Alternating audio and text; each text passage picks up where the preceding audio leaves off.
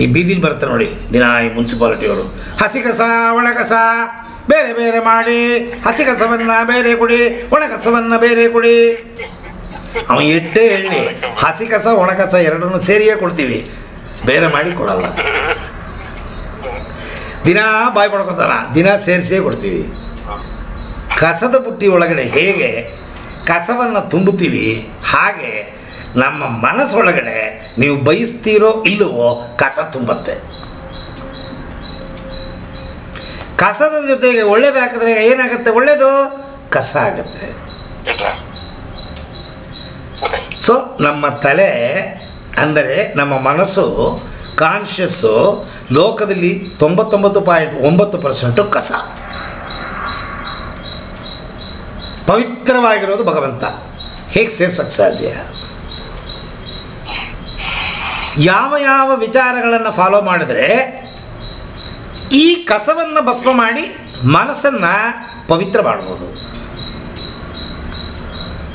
ನಾನು ನಿಮಗೆ ಯಾವಾಗಲೇ ಹೇಳಿದೆ, ಈ ಈ ಸ್ವರಯೋಗ ಅಂತನ್ನೋದು ಪತಂಜಲಿ ಯೋಗ, ಅಷ್ಟಾಂಗ ಯೋಗ, ಹಠಯೋಗ, ಕ್ರಿಯಾಯೋಗ, ಕುಂಡಲಿನಿ ಕ್ರಿಯಾಯೋಗ ಇವುಗಳಿಗೆ ಸಂಬಂಧಪಟ್ಟಿದೆ. ಸೊ ಹಾಗಾಗಿ ರಾಜಯೋಗದಲ್ಲಿ 8 ಮೆಟ್ಟಿಲುಗಳು. ಪತಂಜಲಿ ಯೋಗವನ್ನೇ ರಾಜಯೋಗ ಅಂತ ಹೆಸರು ಕೊಟ್ಟಿದ್ದಾರೆ. ಯೋಗಗಳ ರಾಜ.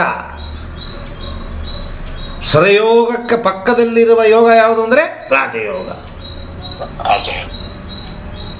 ಆವಾಗೆಲ್ಲ ಒಬ್ಬನೇ ಒಬ್ಬ MBBS ಡಾಕ್ಟ್ರು, ಕಣ್ಣಿಗೆ, ಮೂಗಿಗೆ, ಬಾಯಿಗೆ, ಕೂದಲಿಗೆ, ಉಗುರಿಗೆ, ಪ್ರತಿಯೊಂದಕ್ಕೂ ಒಬ್ಬನೇ ಡಾಕ್ಟ್ರು.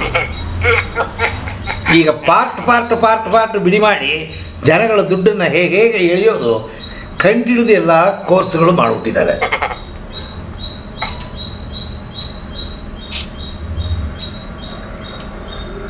ಸೊ ಹಾಗೆ ಈ ಯೋಗದಲ್ಲೂ ಕೂಡ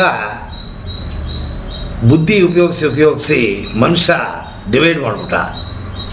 ಸ್ವರಯೋಗ ಮೂಲ, ಅದರ ನೆಕ್ಸ್ಟ್ ಸ್ಟೆಪ್ ರಾಜಯೋಗ, ಆಮೇಲೆ ವಿನಯ ಯೋಗ ಬಂತು, ಅಯ್ಯಂಗಾರ ಯೋಗ ಬಂತು, ಹಠಯೋಗ ಬಂತು, ಏನೇನೋ ಯೋಗಗಳೆಲ್ಲ ಬಂತು.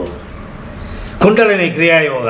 ನೀವು ರಾಜಯೋಗ ಕಲ್ತರೂ ಕುಂಡಲಿನಿ ಓಪನ್ ಆಗುತ್ತೆ, ಸ್ವರಯೋಗ ಕಲ್ತರೂ ಕುಂಡಲಿನಿ ಓಪನ್ ಆಗುತ್ತೆ. ಯಾವ ಯೋಗ ಅಭ್ಯಾಸವನ್ನು ಕುಂಡಲಿನಿ ಅಂತ ಸಪರೇಟ್ ಓದೋ ಅವಶ್ಯಕತೆ ಇಲ್ಲ. ಆದರೆ ನಿಮ್ಮನ್ನು ಹೇಗೆ ಅಟ್ರಾಕ್ಟ್ ಮಾಡಲಿ ನಾನು? ಸೊ ನಾನು ಬದುಕೋ ಸಲುವಾಗಿ ಒಂದು ಹೊಸ ಹೆಸರು ಕೊಟ್ಟು ಯೋಗವನ್ನು ಶುರು ಮಾಡಿದೆ.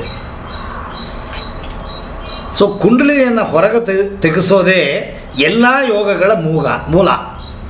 ಕುಂಡಲಿನಿ ಅಂತನ್ನೋದು ಏನು?